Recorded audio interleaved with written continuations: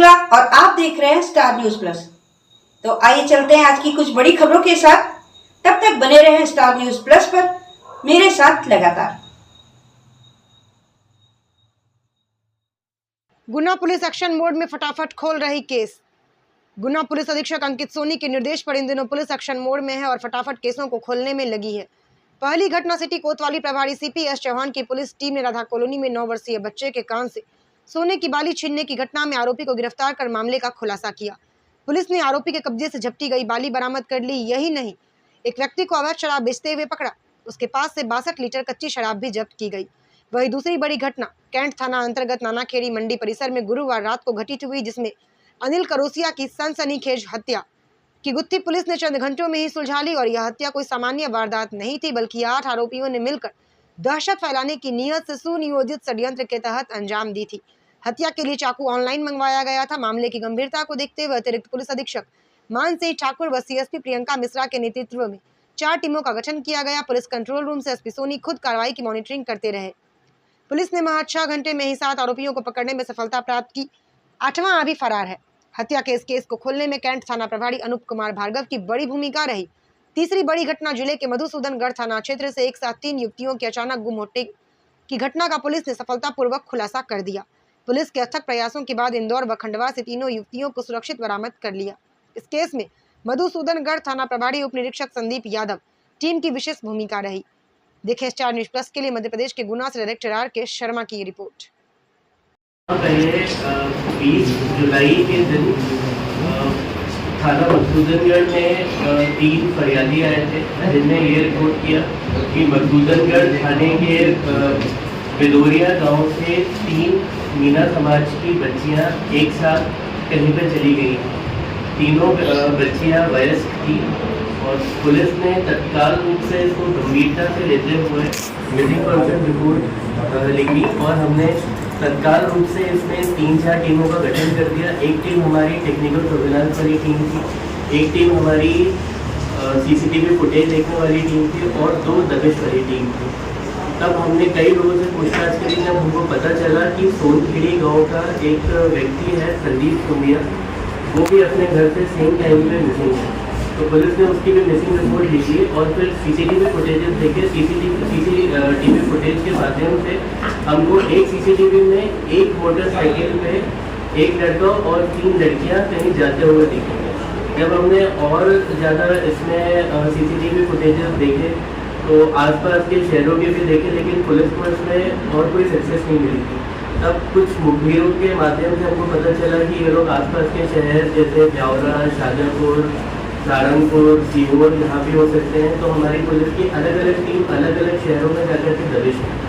तब फिर हमने फर्दर जब हमने और सर्विलांस किया तो हमको ये समझ में आया कि ये बाइक से ही इंदौर या उज्जैन तरफ चले गए। फिर हमारी टीम इंदौर गई। इंदौर जाकर के हमारी टीम ने पूरे भंवरपुरा क्षेत्र और जितने भी हॉस्टल्स हैं किराए पे जहाँ घर मिलते हैं, एक किराए के घर को, हॉस्टल को सब चेक करती रही 1-2 दिन तक। फिर उसके बाद एक खजराना गणेश मंदिर के जब हम लोग फुटेजेस देख रहे थे तो खजराना गणेश मंदिर के फुटेज में ये तीनों लड़कियाँ और ये लड़का संदीप सोनिया ये लोग देखे वहाँ पे। फिर हमने और पूछताछ करी तो हमको पता चला कि एक आशीष मीना करके एक दोस्त है संदीप सोनिया का, तो उसके घर पे भी ये तीनों बच्चियां और संदीप गए थे। जिस दिन यहाँ मधुसूदनगढ़ से निकले थे उस दिन ये लोग इंदौर में सबसे पहले उनके घर गए। तो संदीप आशीष मीना इन तीनों को देख करके डर गया। उसके मामा जी भी थे। तब संदीप ने इनसे बोला कि हम लोग को आपके घर ही रहने दो। तो उनके मामा जी और आशीष मीना ने मना कर दिया कि पहले भी यहाँ पे कोई पुलिस का मैटर हो चुका है, कोई मिसिंग पर्सन रिपोर्ट से, जब पुलिस हमसे पूछताछ करने आई थी, इसलिए हम रहने नहीं दे सकते।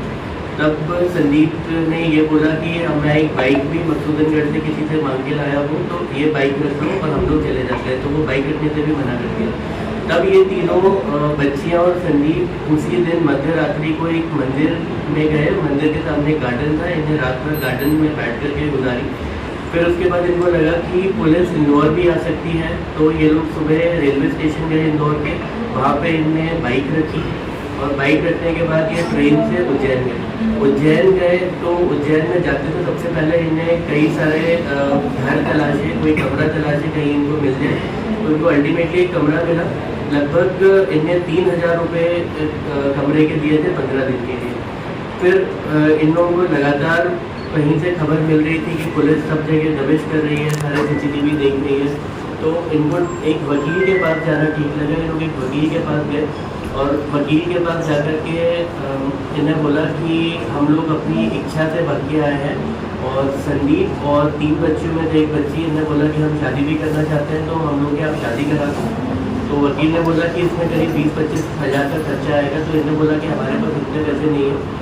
तो वकील ने फिर इनको बोला कि मैं एक लीगल डॉक्यूमेंट एफिडेविट बना करके आपको दे देता हूँ।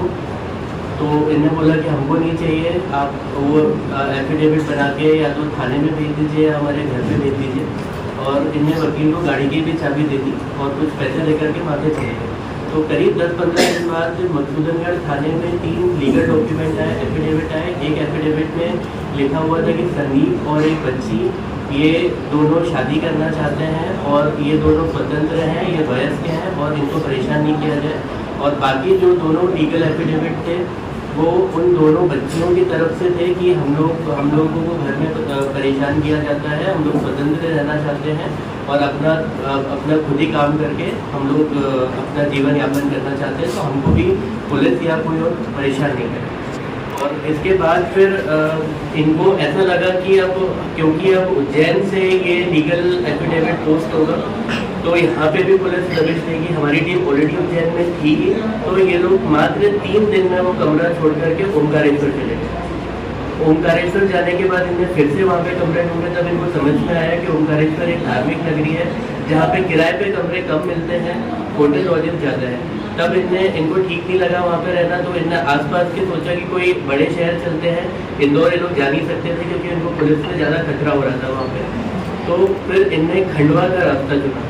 तो ये लोग एक बस में बैठ के खंडवा गए। जब ये लोग खंडवा पहुँचे तो वहाँ पे दादा धुनी के धाम के मंदिर में गए, वहाँ पे कुछ लॉजेज हैं। तो वहाँ पर इनने 100 रुपये प्रति व्यक्ति के हिसाब से एक कमरा लिया 400 रुपये का 3 दिन के लिए। ये लोग 3 दिन वहाँ पे रहे, वहाँ पे 3 ही दिन रह सकते हैं। फिर इनको लगा कि हम मध्य प्रदेश में नहीं रहेंगे, हम लोग अब कहीं गुजरात में कोई से शहर जा कर के हम लोग वहाँ पे नौकरी करेंगे और वहीं पे खुशी से रहेंगे।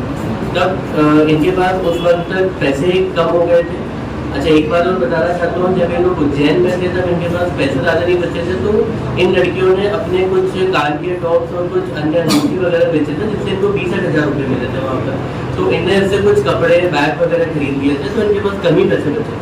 फिर ये लोग करीब इनने 2200 रुपये की टिकट खरीदी बस की खंडवा से सूरत के लिए। इनको ऐसा लगा कि रेलवे स्टेशन पे काफ़ी पुलिस रहती है, हम लोग ट्रेन से पकड़ी नहीं जाए, वहाँ पर CCTV होते हैं। तो ये लोग सूरत गए अगले दिन। सूरत जाकर के इनने कमरा ढूंढा। सबसे पहले इनको कमरा तो नहीं मिला और फिर इन्हें ना नौकरी ढूंढने के लिए गए। कुछ फर्मों में गए तो उन्होंने बोला कि हम अकाउंटेंट के रूप में आपको रख लेंगे, लेकिन आपको पहला पुलिस का वेरिफिकेशन कराना पड़ेगा। जो कमरे के मालिक थे उन्हें भी ये बोला पुलिस वेरिफिकेशन लगेगा।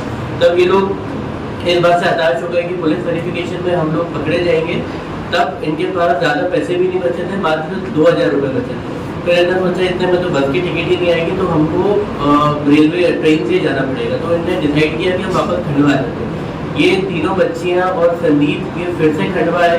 खंडवा आकर के इनकी ट्रेन में ही या एक कोई सोनू नाम के व्यक्ति से दोस्ती हुई। उस सोनू नाम के व्यक्ति ने एक बच्ची को बहन माना, उसने उसको भाई मान लिया था और उसको एक छोटा कीपैड 1,000 रुपये में एक मोबाइल दिया और एक सिम उसके लेकर के उसी व्यक्ति ने इनको एक घर ढूंढने में भी मदद करी। तो एक इनको 3,000 रुपये प्रति माह से वहाँ एक कमरा मिली है।